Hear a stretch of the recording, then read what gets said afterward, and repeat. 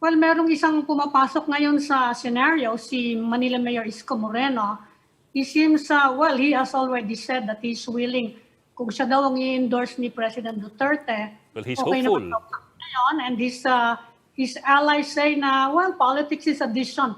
Do you think of that possibility, Professor Coronacion, na magiging, well, kakampi si Mayor Isko ni President Duterte?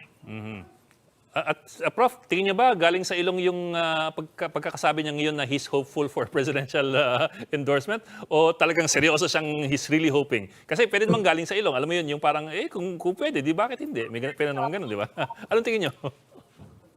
Maari yung honest to goodness yung kanyang yung pagvo-volunteer ni Mayor Isko na siya na lamang endorse ng ating Pangulo.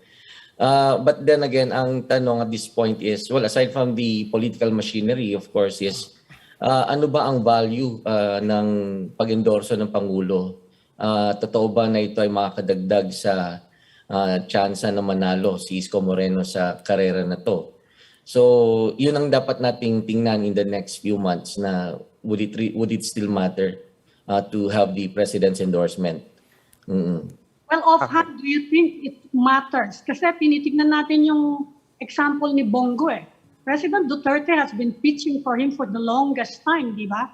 Laging nasa tabi niya, every opportunity sinasabi niya, si Bong Go, he's been hinting na Bong Go will be a good president. Pero hindi umaakit sa surveys eh. What do you think of that endorsement power? Exactly. That can be an indication as to the endorsement, so-called endorsement power of the president. And come to think of it, in the recent surveys, medyo hindi na rin maganda ang nagiging numero ng ating Pangulo. So all these things might be an indication to question the value of the president's endorsement.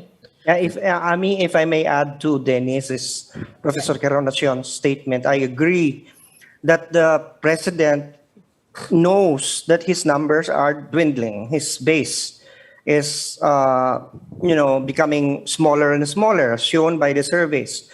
And so the endorsement power may no longer be there. And that is why he wants to help his preferred candidate in a different way. That is a possibility that instead of endorsing, you just do something that will in the end will also help that candidate, which is non-conventional. Kasi kung mag-endorso tapos hindi naman makakadagdag, ay di walang epekto. So yun yung point na madaling maisip yun eh. Na, kasi bakit si Go nasa survey yung una, mababa di naman ng number ni Bongo, hindi man siya nag-number 1. Ibig sabihin, hindi na nag-resonate masyadong endorsement ni President Duterte. Tingnan nga natin sa senator, wag natin kalimutan, the President is a candidate for the Senate right now. And so, is he going to top the senatorial race? We don't know kasi the surveys didn't include him kasi di ba addition last minute siya. So, we'll see. I'm very excited to see the next survey kung saan ang placement niya sa Senate. Kasi doon mo makikita talaga kung hanggang saan pa rin yung kanyang popularity. Pero Professor, so far we've been talking about the actual endorsement and the effect of the actual endorsement on the numbers. But what about the indirect effect of having the support of the government? Of course, we're talking here about the communications machinery. We're talking about the laging handa platform that's being used almost daily, the talk to the people and all that. All these things, PTV4, Radyo ng Bayan, and so on and so forth. Well, they can always deploy you to favor Sara, as a vice presidential candidate, and then just play quietly on whom to place it to benefit a preferred presidential candidate that doesn't have to be declared, And, the reason why Bongbong is a very good candidate for that is even without the endorsement, he's already doing well in the surveys. Mm-hmm. Even without the resources of the administration, he's already doing very well in the surveys. So, baka makatipid pa nga dyan ng administrasyon. Okay? So that is something that might be beneficial.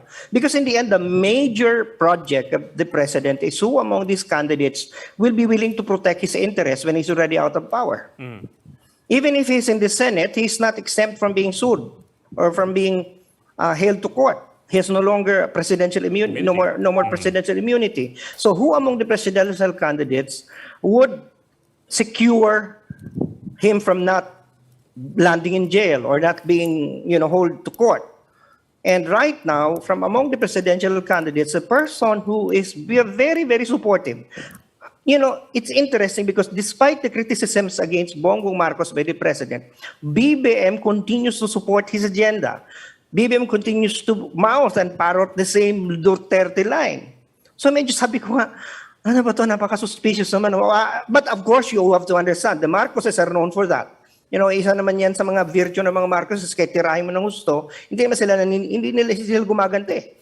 Hindi sila nakikipagtalo. So baka ganun lang talaga sila. Pero pagtaka na, parang kahit anong gawin ni Duterteng pambibenga, hindi pumapatol kahit papano si Marcos na sinasabi niya na dinidepensa niya sarili niya. So interesting na angle din yun. Si Senator Bongo is always in the laging handa briefing, hindi pa rin umaakit sa survey. That's true. Siya yung bongga ng laging handa eh. Yeah, Mr. Casiple, what do you think of the endorsement power of President Duterte? How valuable is it? Oh, I think we lost Mon. Sir Mon? Nawala. Okay lang, narinig ko There. kayo, kaya lang Yes, sir, go ahead. Go ahead, How sir. valuable is the endorsement power of President Duterte at this point? Well, malalaman yan in the campaign itself. Nobody is saying that the president will have a lasting impact, particularly since his own candidate is not the one running for presidency. It has an effect on the voters themselves. So we don't know yet what will happen after the Senator Bongo steps down. Is there a replacement? No. At this time, nobody can say yet with finality what will be the impact of his resignation.